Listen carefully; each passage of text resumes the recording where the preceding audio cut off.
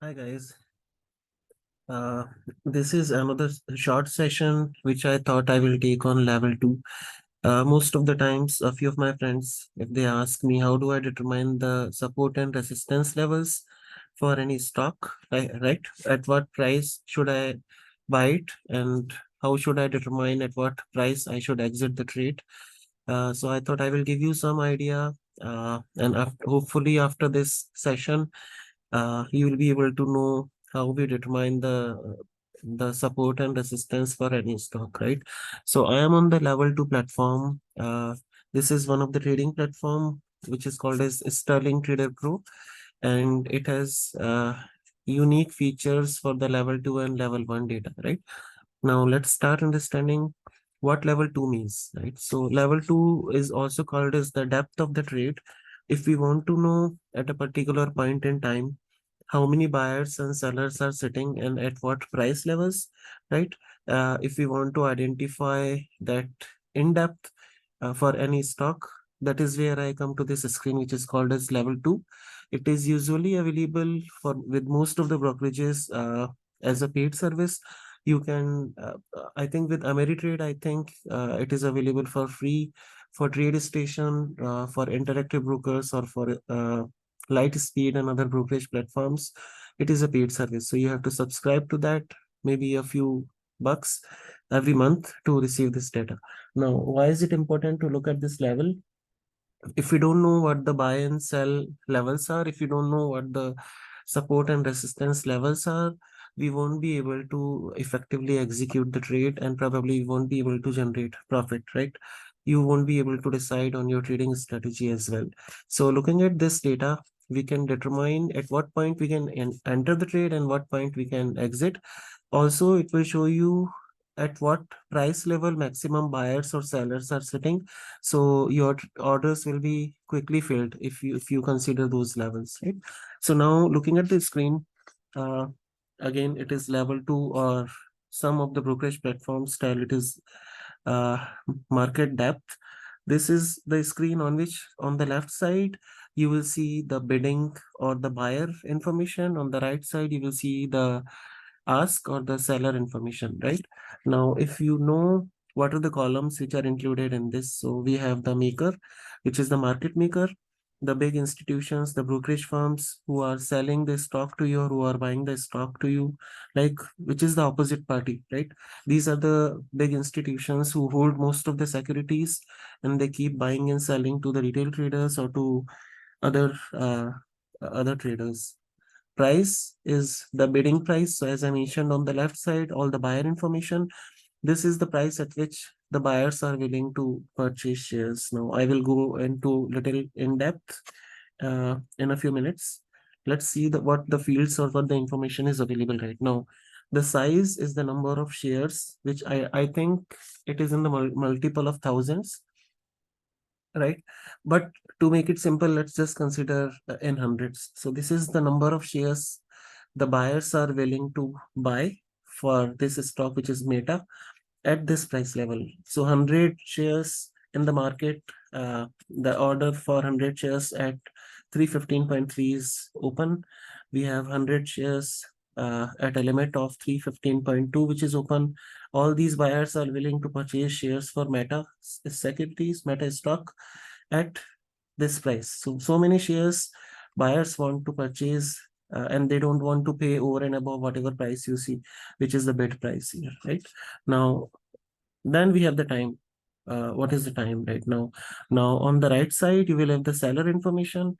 Again, we have the maker or the market makers. These are Arca, BATS, NASDAQ, the exchanges and brokerage firms or institutions who are making the market, right, for the stock. We have the selling price, which means that at minimum, the seller wants to sell 100 shares at 315.43 to the other party, but the buyer doesn't want to pay even a penny more than 315.3, if you see. So that is what you can see, and on the right side again you see the size, which is the number of shares, and then you have the time, right? Now, how do you find out what is the support and resistance? If you want to find out the support, you need to look at the buyer side information. If you want to find out the resistance, you need to look at the seller side information.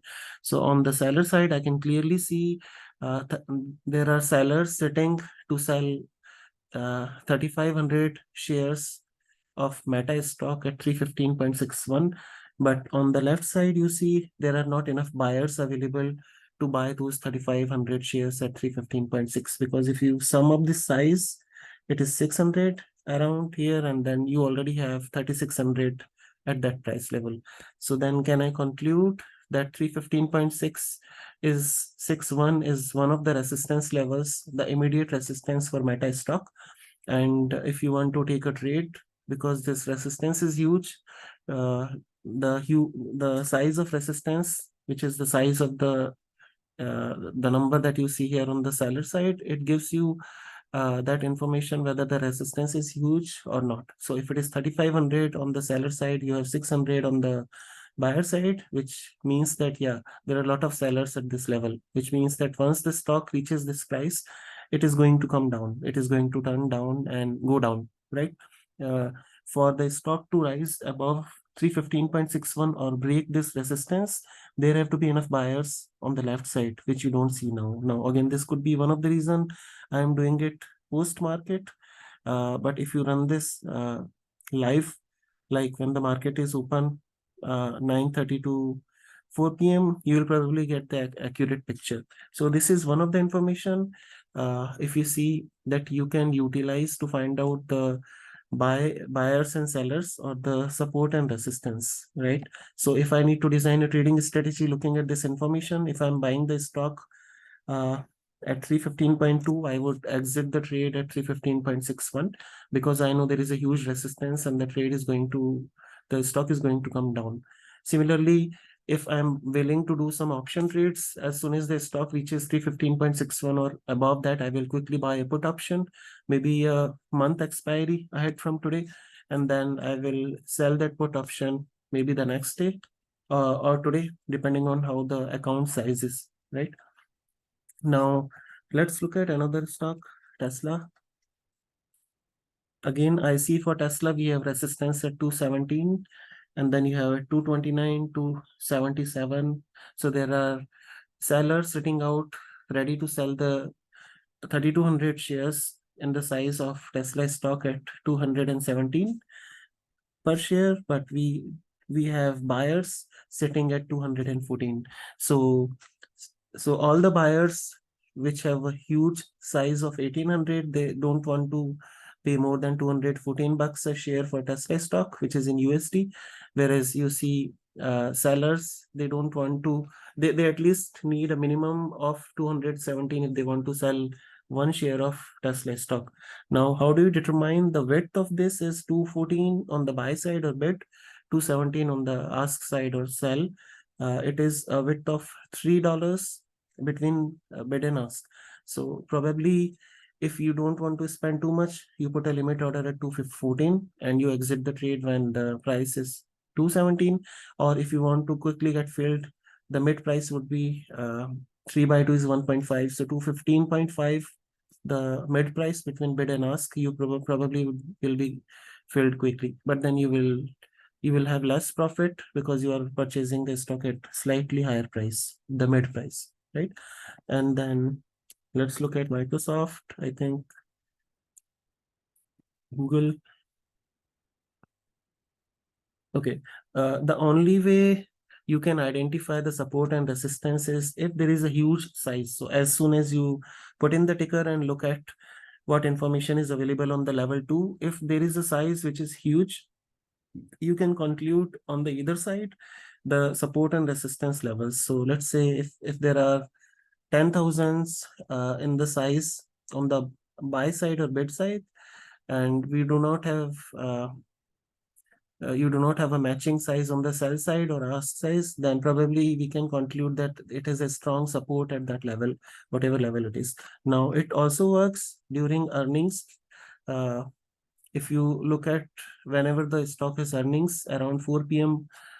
Eastern time, New York time for most of the stocks, or in the morning, just before the earnings, if you see the size increases on either of the sides. So let's say if we have earnings for Google today, I'm just taking an example, you will see the size increasing on either of the sides, which means that if the size on the sell side is increasing, there is a lot of resistance. Probably something is not going good with Google's earnings, and market makers want to drive the stock down.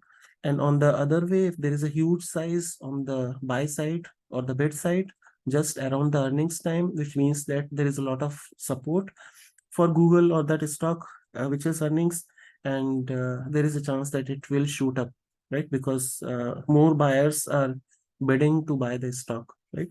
So this is one of the short videos. Uh, I hope it is informative to all of you. And then based on this, you can determine the support and resistance levels. You can design your intraday or swing trading strategies, which are most effective, because now you have that information of how many buyers are sitting at what price to buy the stock, or how many sellers are sitting to sell the stock at what price. And if the size is huge on either of the sides, you can take the long or short trade on that. I hope it is informative. Thank you. Subscribe for my channel and keep watching the videos. I'll keep sharing it. Thank you so much.